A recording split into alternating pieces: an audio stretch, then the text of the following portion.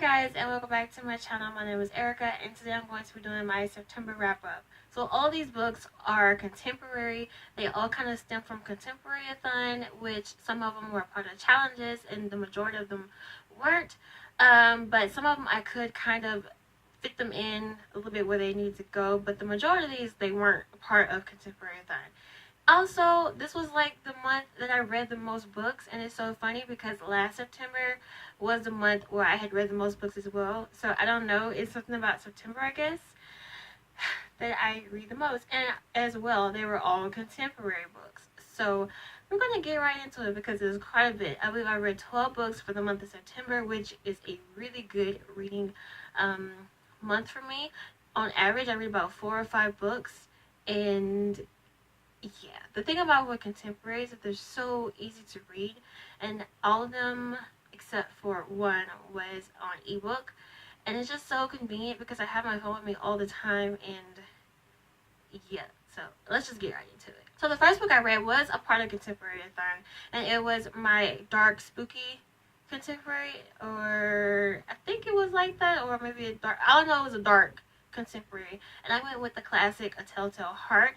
And I have raved about this book a bunch of times.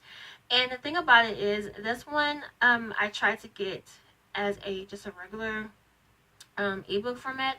And when I got ready to read it, I found out that it was the graphic novel. So this stood in as my alternate format as well. And I absolutely loved it. It was so quick to read. I read it in less than probably about 10 minutes. I read this book. And it's just so good. Edgar Allan Poe writes, so in my opinion, some of the best dark, spooky, gothic type of books. And even though the majority of the books you have to read for school, I really feel like you can read this, you know, outside of that. It's so good. A Telltale Heart is about two gentlemen living together. There's a younger one and an older one, and the older gentleman has a glass sort of eye. And the younger gentleman has sort of this like infatuation with his glass eye. And keep in mind that the older gentleman has done no ill will towards the younger one. He treats him as if he's his son. He loves him as if he's his son.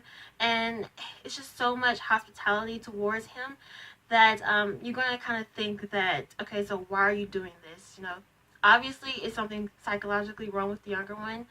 And it's just so good. So enough about the raving about them. Let's get right into that. But it opens up with the younger gentleman narrating how he got away with the perfect murder, and he thinks it's just so good.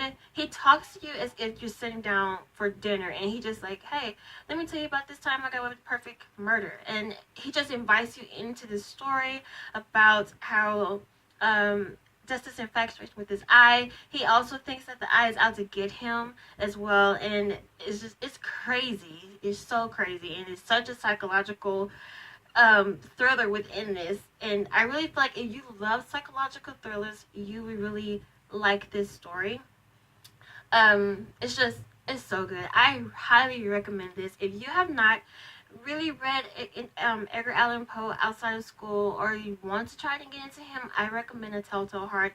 This is one of the easiest ones to get into outside of his other ones because they can be kind of deep and heavy and whatnot. But I do recommend that you start off with A Telltale Heart. Like I said, you can read this in no time. I read the graphic novel in about 10 minutes. Even the regular format, altogether you will probably read it within under 15 to 20 minutes, under that umbrella. So check that out. Check it out. Check it out. The next book I read was Come Home Again by Nina Malone, and this stood in as my initial book, and it's part of the Donovan series, which is book 1. So this story follows Delilah, who is the type of person who kind of gets celebrities out of a bind, whether it be they did something that could probably cost them their career, or it really doesn't matter the magnitude of what they do. She's the person that they go to try to, she tries to fix them and get their image back together. So she is asked to train and help this CEO of this company called Sync And while she's in a board meeting and whatnot, the owner of the the company, which is actually like the original CEO. He's getting ready to go away for rehab for about 3 months, and he's going to bring in an interim CEO. And the interim CEO is actually the person that she has a past relationship with from a long time ago, and they hadn't seen each other. I believe it was 10 years, I think, when they last saw each other. And so she's obviously in for a total shock, and he is as well, because he did not know that she was going to be the one to help him, and obviously she didn't know that he was going to be the CEO with that. I really did like this. I think I gave this book 4 stars, I believe. The only thing I didn't really like about this, there was some repetitiveness within this story, and also it's told from alternate points of view, which I do like. But yeah, the writing was really good. This was also a really quick and easy read. And normally with series like this, or trilogies or whatnot, you normally have the guy, like the guy main character, and then the next book is probably his friends or something like that. And the love interest is the girlfriends, or, along those lines. So, it's interesting because the second book is about her sister and her love interest. So it's kind of nice to see a little flop in between all of those. The next book I read was The Good Luck Charm by Helena Hunting, and she's one of my favorite new adult authors, but this one was not my favorite of the ones that I have read. This one is kind of similar to the previous one I just talked about, Come Home Again, and actually the main character, her name is Delilah as well. And it kind of follows the same storyline, because the two main characters had kind of sort of a falling out, and it's been like 7 years until they kind of reconciled and got back together. The main character is a nurse, and she's obviously having a bad day already. She is very distraught, and she's just trying to keep herself calm and collected while she's at work, because you have to have that kind of mindset when you're a nurse and you're being called from here and there. And things are just not going her way for that morning, as well as she looks at her charts, and she finds out that the person who practically raised her since she was in junior high, I believe, is in the hospital suffering from a stroke. And she rushes to go in to see if he's okay, and just his status and everything. And when she goes in, she finds that the son is in there, whom she also had a previous relationship with. He was a potential hockey player, and when he kind of got big within the hockey realm, he left her, and they hadn't talked or anything for 7 years. And so he's trying to basically try to make her understand his reason as to why he left, and why it took him 7 years to even try to even contact her and whatnot. She obviously moved on from it. She was hurt and everything. She moved on from it. She got married, but it opened up with her being divorced as well. And so that's pretty much the story. That's pretty much the story. The rest is just the banter between the two of them, and the part of her not really accepting the truth, and her trying to be true to herself, and as well as him trying to fix what he knows is broken and probably can't be fixed again. So I think I gave this 3.5 stars. And like I said, this is not one of my favorite of the ones that she's written, but it's also a really good contemporary to read. The next book I read was The Lion Game by Mickey Miller, and this was a part of Contemporary-a-thon for the orange on the cover. And I really was excited to read this. It had a really good synopsis and everything, but I think I gave this probably 3 stars because I just did not like the main character, Carter. I just didn't really care for him. Yeah. So this story follows Lacey and Carter. Carter is a billionaire basketball player, and he kind of has this motto of doing what he wants. It doesn't matter what's going on the outside, he's going to do what he wants to do regardless of anything. And his mom calls him out of the blue one day and tells him that his childhood friend Lacey is getting ready to come to where he's the city. I believe he lives in Chicago, so I think she was coming to Chicago. She was coming to Chicago for this dancing company to be a part of a bigger dance company. That company was kind of like a tryout. So her living arrangement kind of went through at the last minute, and his mom asked him if she could stay with him. That the mother doesn't know that the two of them don't really get along or really haven't talked in a while. And the thing about it is her mom and his mom are best friends as well. So when they do have little functions and stuff together where the mothers are together, they just act like they are friendly, but they can't stand each other. And the reason as to why that is because Lacey kind of harbored a secret that Carter thinks that she lied about. And the only thing about this book that I really didn't like, I could understand why he would feel like she lied to him, or why she kept something from him. I can understand his feelings behind that, but at the same time, I really feel like it was like, dude, come on, it's not, you'll be okay. And the reason why she didn't really tell anything is because like, she overheard her mom and his mom talking, and his mom was upset, and she was saying things like he's going to come get us, he's going to kill him and stuff like that. And so she asked her mom, is things going to be all right and whatnot. And basically she's kind of kept in the dark because her mom tells her this is between them, you don't need to worry yourself about anything. And so that's pretty much what it is. I mean, she kind of had an understanding of what was going on, and when he found out about something, it's just, I'm just gonna leave it right there. I didn't really care for it as much. I liked the book, but I didn't like him. So we're gonna move on. The book that I read was Going Under by Lexi Ryan, and this was my 5-star prediction read, and it was 5 stars. I love this series so much. So much. I believe I have 2 more to go, and I'm trying to take my time with this series. It's just so good, and it's so dear to my heart. And I wish I could tell you about this book, but I can't, because this is book 3, and I will spoil a plethora of stuff from the first 2. Like, I can't. But I am going to read the next 2, and I'm going to do one big book review for all of them, and then I'm going to get into my spoileries within them, because I am going to do a discussion, because they all just connect together. And it was 5 stars. My heart broke. Like, it did break in this, but it got back together at the end. All of these books are like that. It's like Lexi just takes your heart in the story, and she just breaks it and crumbles it and does everything with it, and then she kind of just slowly mixes it all together at the end of the story. So yes, it was 5 stars. It was 5 stars. The next book I read was Vicious by L.J. Shin. Also, it was Ruckus and Scandalous. And there is another one at the, I think it is a 4th one, but I can't remember the name of it.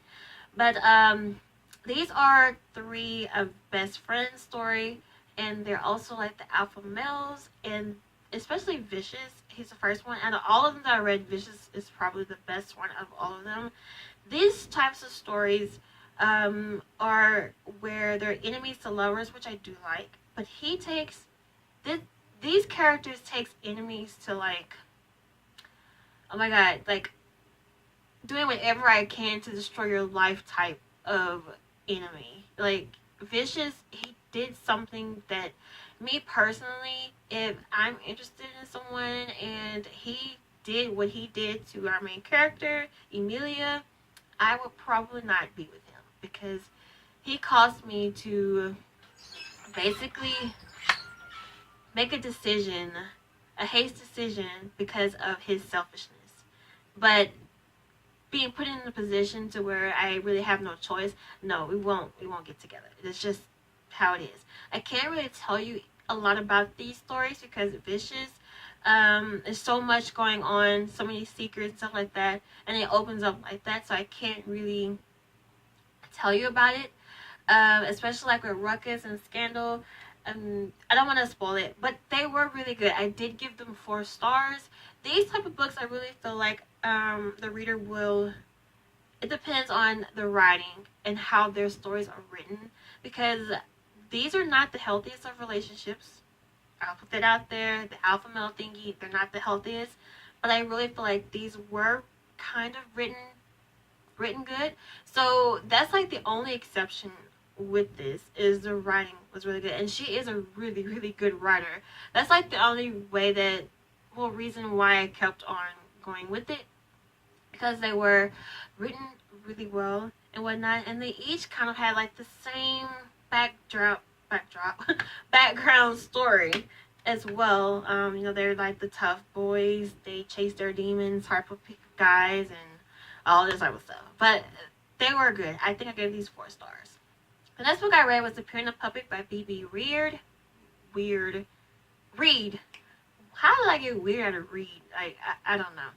Anyway, this one is again like the same ones I read, The Enemies to Lovers, and this main character, his name was Ever. He kind of reminded me of Vicious, a little bit, but he did. He reminded me of Vicious. It's kind of the same things that Vicious did, he kind of did. So there was kind of, repetitive from finishing one series and then starting this, and it's kind of the same thing. But like I said, the way these are written, so I'll try my best to kind of explain this book. So our main character, Four, which is, her name is Four, Four, but you find out later in the book why she's named Four. So Four is, she's kind of like a trouble kid. I won't say trouble kid, but she's the only child. Her father is gone. He's deceased, and it's basically her and her mother kind of distanced herself from Four. So Four is kind of like this girl who's just lonely. That's the best way to describe her, as being lonely, and she kind of finds whatever she can fit in to kind of fill that gap or that hole to where she does feel lonely, and her outlet is racing motorcycles.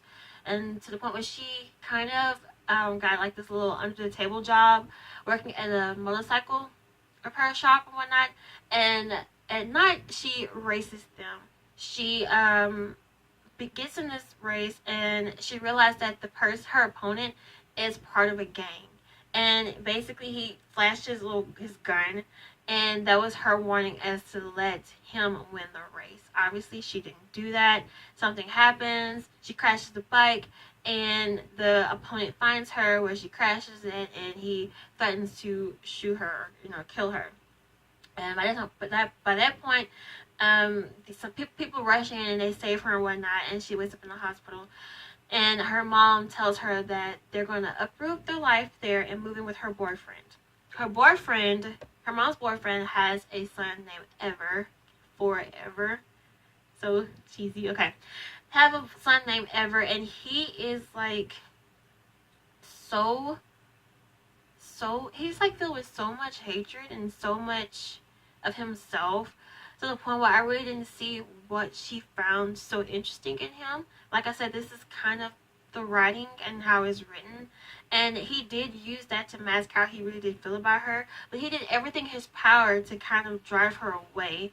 And something did happen, to the part where I felt like it was unforgivable, or even if you forgave them, I'm still not going to get with you because you caused me to do this. You cost me this much of my life. So, this was, it was good, I will say. But the bottom line is just storylines like this have to be written well. Because, this, like I said, with the other ones, this is not the healthiest of relationships. And another thing is, it's not a stepbrother and stepsister type of romance, because the mom and the dad aren't really married. Because I think the dad mentions that they're not going to get married or something like that. It's been a while since I've read this, but it's not like that. But they do live together, and the parents are dating each other. So if you like stuff like that, or like, what? Bottom line is, check it out. It's just the writing. I will just say it. It's just the writing. The next books that I read were also by B.B. Reed, was The Bandit and the Night. And I won't say a lot about these. I will say it's kind of the same thing. The alpha male, not the healthiest of relationships, but the way it's written, and Like I said, she can write really good, and if that's the majority of what saved and what made it very enjoyable. Um, the main character, Angelus or something like that. I can't remember his name. And Mayan basically grew up together. They're both of their fathers are crime lords, and Angel wants to be a part of the business so bad that he's really willing to do anything necessary to be a part of the business. And so Angel's father and Mayan's father are best friends. The story opens up with her visiting her father in jail because he killed his best friend, which is Angel's father. And she goes off to live with her aunt and uncle, and her story kind of takes off right there. And it's told from the present day and past tense. And you find out that the way Angel was involved in the family business because he had to watch Mayan, because her father and his father will always go out to handle business. We don't know what those businesses was. And basically he was babysitting her. And he was so mean to her, but that was his way of masking how he felt about her because she was very young. He was 16 when she moved to live with them, and she was 10. So there's a kind of a big gap there, age gap. But that's all I can really say about this, especially in the first one, because I can't really talk about the first one because it's going to spoil things in the second one. And the second one will spoil things in the first one because the way they ended. Just the way they ended. I would recommend, if you do read these two, please read them at the back to back. They're both out because the way the first one ended, I was like, nothing really got resolved at all. So yeah, and I think this was supposed to be a standalone, and I'm so glad that she wrote the second part to this because nothing got resolved at the end, like nothing. So keep that in mind. Just keep it in mind. Mayan, though, I will say she was my least likable character. She was, I can't, I didn't like her. She felt so weak and whatnot. Like, she was put in a position where she had to be strong, and there were moments when she really was strong, but she whined all the time, like all the time. And I can't really tell you because it's gonna spoil it, especially in the second one. She whined all the time, and it's like one instance to where she would be like, I can't stand to be near him, and like she would just be cussed him out, did all of this stuff, and he's talking to her, and she was like, even though I'm upset with him, I can't stand to be this close, and he not touch me, or so he wrapped his arms around me, and I fell into his arm. But at the same time, she's just I just can't. I can't with her. So I kind of had to push myself to finish the second one. Like when her name popped up for her story being told, I just practically rolled my eyes because that's all she did was whine. But it was good. It was good. I did like it. Like I said, these type of stories just have to be written really well for you to like them because none of these stories are healthy relationships. I don't condone any of these. Don't. But it's just how you read them. And the last book that I read was The Romance Reader's Guide to Life by Sharon Pyle. I think it is. Yeah, Pyle. This was a DNF for me, and I hardly ever DNF, but I think this probably was my third DNF of the year, and I just did not like this book at all. I hated it. I did not like the writing. I did not like the storyline. This was told from multiple storylines, and I just didn't like it. This book was for Java Librarians, which I will have linked if you have not watched it. But I thought this would be probably like a cozy coffee table type of read, and it was not. It was much more than that. It's about this girl who goes to, I believe, she goes to visit her neighbor, and her neighbor tells her about books and romance books and all that type of stuff, and one day she takes the book, which is I really can't think of the name of it. That's how much I didn't like it. But she takes the book, goes home, and in her closet she reads the book, and that's her story. Another part is her sister Lily is missing, I'll say that. Well, not missing, she's dead, because it opens up with her talking about her being dead. And it's just a lot going on, and they're all kind of woven in together. And it was not light and cozy for me, and I just did not like it. I did not like it at all. So, yeah. So that's all for the books that I read for the month of September. I hope you enjoyed this video. If you like it, please thumbs up. If you want to see more videos, please hit the subscribe button. I would greatly appreciate it if you do. And be on the lookout for my next video. Thank you all for watching, and I'll see you guys soon. Bye!